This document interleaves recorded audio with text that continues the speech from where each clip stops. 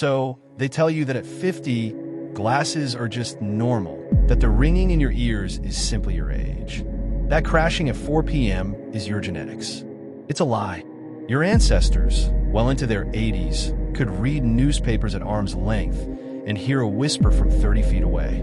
They weren't superheroes. They simply lived by a biological code that we have broken. Why do exactly 67 minutes in a pine forest trigger a process in your body that biologically replaces a week's worth of expensive pills? What exactly happens to your cells in the dead silence of the fields that heals your nerves faster than any antidepressant? What are the insurance companies staying silent about when it comes to the regeneration of your senses? In this video, we aren't going to discuss the latest medications. Instead, we're going to break down how to reclaim your vision, your hearing, and your vitality by returning to your origins. I'm going to give you a specific protocol that will force your body to remember how to live to 120. This isn't magic, and these aren't empty promises. This is the biology that was stolen from you to keep you dependent. In the next few minutes, we will break down the 3 factors that stand between you and a life of total strength. Listen closely, because the system doesn't want people who don't get sick. Let us begin by examining the physical reality of the world we have built for ourselves and how it differs from the world our bodies were designed to inhabit. Imagine a woman named Margaret. Margaret is 62 years old and lives in a quiet residential neighborhood in North Carolina. To anyone looking from the outside, Margaret is healthy. She takes her prescribed blood pressure medication, she wears her bifocals, and she drinks her decaf coffee in the morning. But Margaret feels like a ghost of her former self. When she looks at her grandchildren playing in the yard, the colors seem muted. The vibrant greens of the grass and the deep blues of the sky look washed out, as if a thin layer of dust has settled over her world. She finds herself constantly asking people to repeat themselves, especially in crowded rooms where the background noise swallows every conversation. Margaret believes this is the price of time. She has been told by every commercial on television and every doctor she has visited that this is the natural trajectory of a human life. But what Margaret does not realize is that her body is not failing.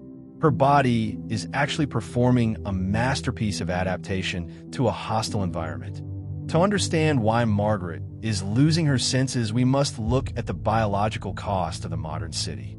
The human eye is perhaps the most sophisticated piece of biological engineering in existence. For hundreds of thousands of years, our eyes were used to scan vast landscapes. Our ancestors lived in a world of infinite depth. When an ancient hunter stood on a ridge, his eyes were constantly shifting focus from a bird in the sky miles away to a track in the mud at his feet. This constant movement kept the ciliary muscles incredibly agile. These muscles act like a precision zoom lens on a camera. In the natural world, they are never still. But look at the world of Margaret. Her eyes are trapped in a cycle of short-range focus. She wakes up and looks at a smartphone inches from her face. She eats breakfast while looking at a television 10 feet away. She spends her afternoon reading books or looking at a computer screen. In her world, the horizon does not exist. The furthest wall in her house is only 20 feet away. Because the human body is designed for efficiency, it follows a strict protocol of energy conservation. If a muscle is not being used to its full capacity, the brain begins to divert resources elsewhere. The ciliary muscles in Margaret's eyes have become stiff and weak not because she is 62, but because they have been locked in a fixed position for decades. This is the first invisible wall of the cage. We have replaced the infinite horizon with a series of boxes. We live in a box, we work in a box, and we stare at glowing boxes in our hands. This lack of depth perception training is literally reshaping the physical structure of our eyeballs. Scientists are now seeing a global epidemic of myopia and vision degradation that has nothing to do with age and everything to do with a lack of distance. But the physical lack of space is only half of the problem. We must also talk about the quality of the light that enters our eyes. Consider the story of David, a 48-year-old software engineer who spends 12 hours a day under high-intensity office lights. David noticed that his vision started to blur significantly during his late 30s. He assumed it was just early onset middle age. What David did not know is that his eyes were starving. Natural sunlight is a miracle of complexity. It contains a perfect balance of visible and invisible frequencies. One of the most important parts of sunlight is near-infrared light.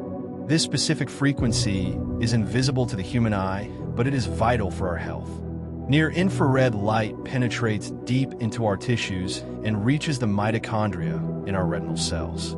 It acts as a repair signal. It stimulates the production of cellular energy and helps the eye heal from the damage caused by high-energy visible light. In the world of our ancestors, being outside meant that every time their eyes were exposed to bright light, they were also receiving the infrared repair signal. It was a self-healing system. But David sits under LED and fluorescent lights. These modern bulbs are designed for efficiency, not for human biology. They provide plenty of bright, visible light, so we can work, but they contain almost zero near-infrared energy. This means David's eyes are being bombarded with high-energy blue light all day long without ever receiving the signal to repair the damage. He is essentially cumulative stress on his retinas for 12 hours a day, every single day. This leads to a state of chronic cellular exhaustion. The cells in the back of the eye become clogged with metabolic waste because they do not have the energy to clean themselves.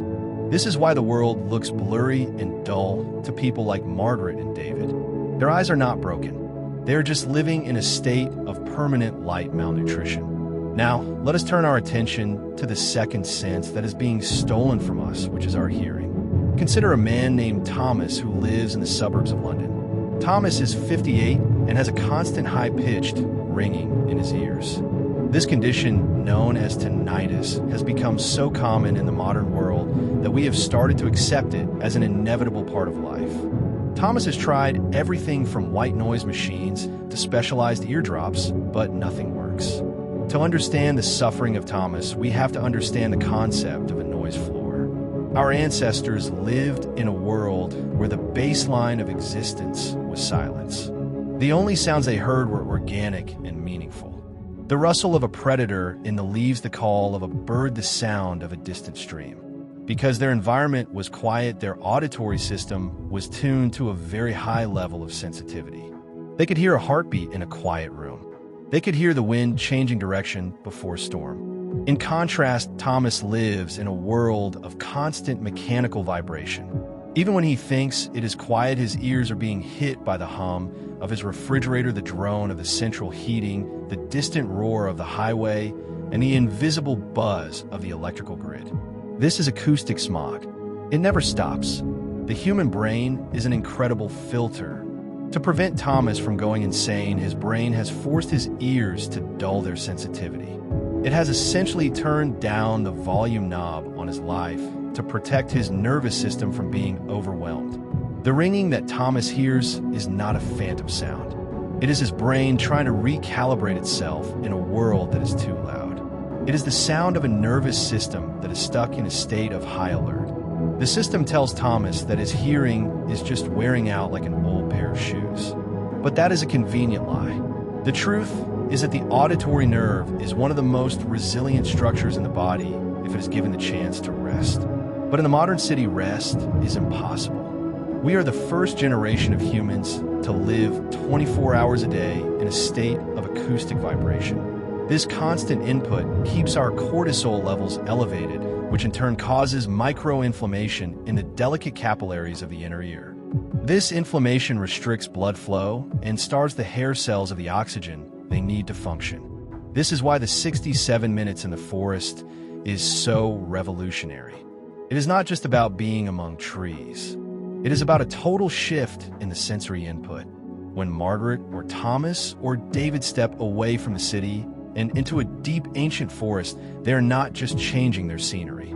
They are changing their internal chemistry. In the forest, the light is filtered through a canopy of green leaves. This creates a specific type of light called diffuse green light, which has been shown to lower intraocular pressure and allow the ciliary muscles to relax for the first time in years.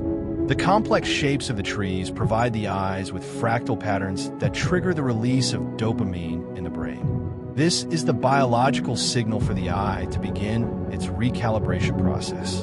And then there is the silence.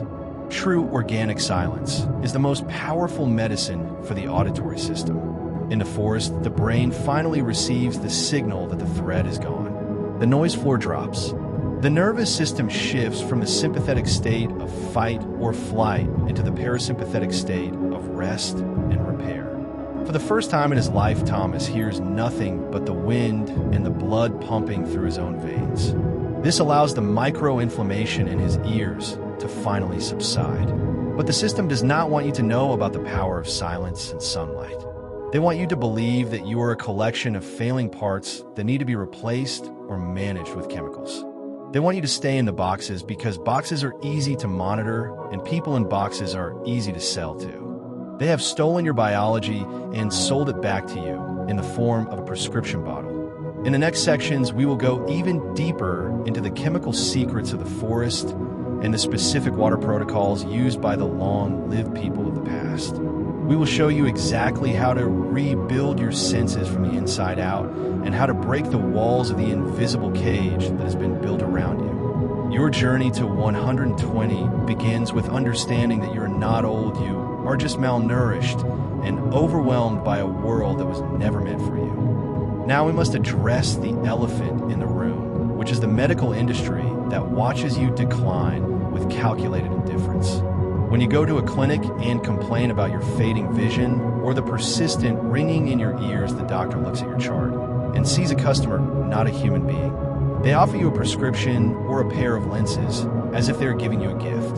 But in reality, they're giving you a crutch so you never learn how to walk again on your own. They soothe you with pills that act like a chemical curtain drawn over your nervous system. These medications do not fix the root cause they simply muffle the alarm bells your body is desperately ringing. Why does your doctor never mention the 67-minute forest protocol? Why do they never speak about the electrical charge of the earth or the structural death of city water?